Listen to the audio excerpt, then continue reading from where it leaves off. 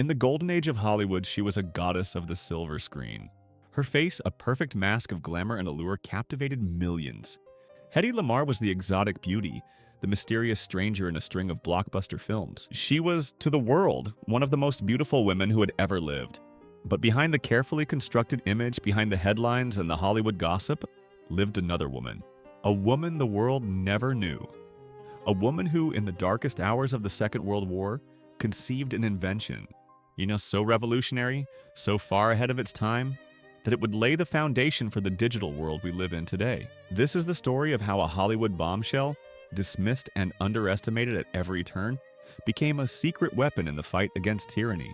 It's a story of genius hidden in plain sight, of a mind that saw the future while the world was only looking at her face. This is the secret story of Hedy Lamarr. Born Hedwig Eva Maria Kiesler in Vienna, Austria, she was a child prodigy, not in acting, but in intellect. From a young age, she was insatiably curious, dismantling and reassembling music boxes, fascinated by the mechanics of the world. Her father, a banker, would take her on long walks, explaining the inner workings of everything from streetcars to printing presses. He lit a fire in her that would never go out. But her intellect was not what the world wanted from her. Her breathtaking beauty was a passport and a curse. After a scandalous role in the 1933 film Ecstasy, she fled a controlling husband, an arms dealer with ties to the WWII party, and made her way to Hollywood. It was there that MGM studio head, Louis B. Mayer, gave her a new name, Hedy Lamarr, and a new identity. She was to be the ultimate fantasy, a woman of few words and immense beauty. Hollywood was a gilded cage. She was given lavish homes, designer clothes, and co-stars like Clark Gable and Spencer Tracy. But her mind was starving. She grew bored of the simplistic roles she was offered, frustrated by a system that saw her as nothing more than a pretty face. In between takes, while others socialized, Hedy would retreat to her trailer.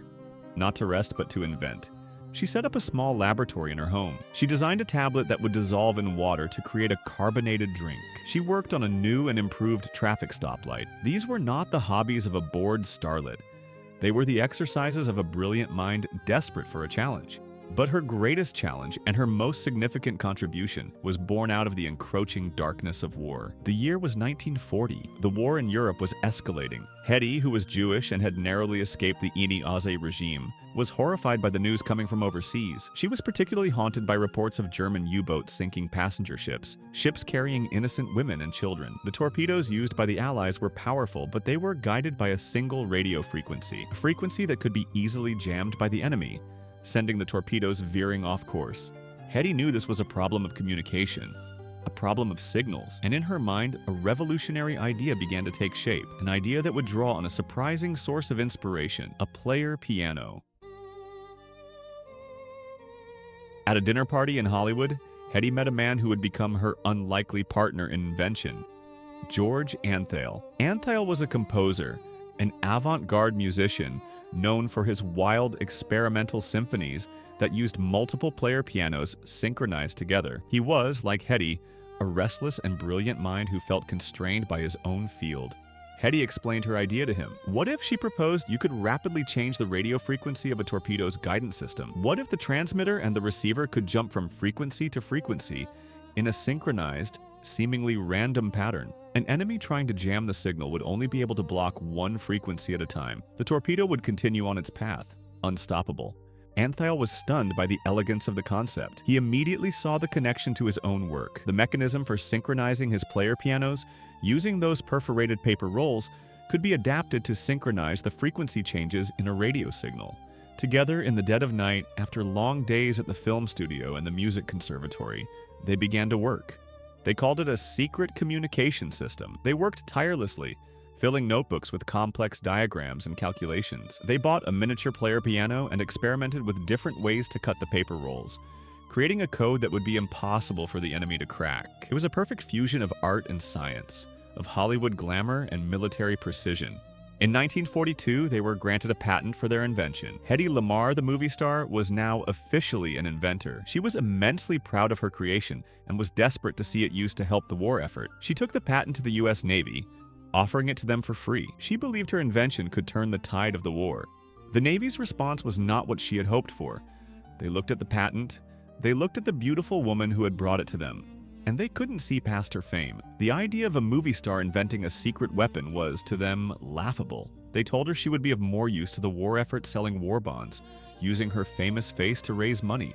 Hedy was devastated. The most important work of her life, the product of her brilliant mind, was dismissed without a second thought. So she did what they asked. She went on tour, she sold millions of dollars in war bonds, she smiled for the cameras, and she kept her secret. The patent for her secret communication system was filed away, and for decades it was forgotten. Hedy Lamarr's Hollywood career eventually faded, as all do. She lived a reclusive life in her later years, the world, forgetting the face that had once been so famous. But her invention, her secret, was about to be rediscovered. In the late 1950s, engineers at a private company working on secure communications for the military stumbled upon a dusty patent from 1942. They were astonished by what they found. The concept of frequency hopping was exactly what they needed. The technology was developed and used in naval ships during the Cuban Missile Crisis in 1962, ensuring that American communications could not be jammed. Hedy's invention, 2 decades later, was finally being used. But she was never credited. She was never paid. But the story doesn't end there. The true legacy of Hedy's invention was yet to come. In the 1980s and 90s, as the world entered the digital age, engineers were looking for a way to create secure and reliable wireless technologies. And the principle of frequency hopping, the same idea that Hedy had sketched out in her Hollywood mansion, was the key. That's right, the technology that underpins so much of our modern world. Wi-Fi, Bluetooth, GPS, and countless other wireless systems is based on the principles of frequency hopping spread spectrum technology. Every time you connect to a Wi-Fi network, every time you use a Bluetooth headset, every time your phone finds your location, you are using a direct descendant of Hedy Lamarr's secret invention. For decades, her contribution was unknown. She was a footnote in history, remembered for her beauty, not her brains. It wasn't until the late 1990s, when she was in her 80s, that the world of science finally recognized her genius. She received awards and accolades from the scientific community, a long overdue acknowledgement of her incredible mind. When she was told of the award, her response was characteristically, "Well, it's about time." Hedy Lamarr's story is a powerful reminder that genius can be found in the most unexpected of places. It's a story of a woman who was constantly underestimated, who was defined by her looks, but who refused to let the world's perception of her limit the power of her mind. The next time you log onto the internet or make a call on your smartphone, take a moment to remember the Hollywood goddess who, in a time of global crisis, saw the future, a future that she helped to build, one frequency hop at a time. The world may have wanted her to be just a pretty face, but Hedy Lamarr gave them a world of connection. And that is a legacy far more beautiful and far more enduring than any image on a silver screen.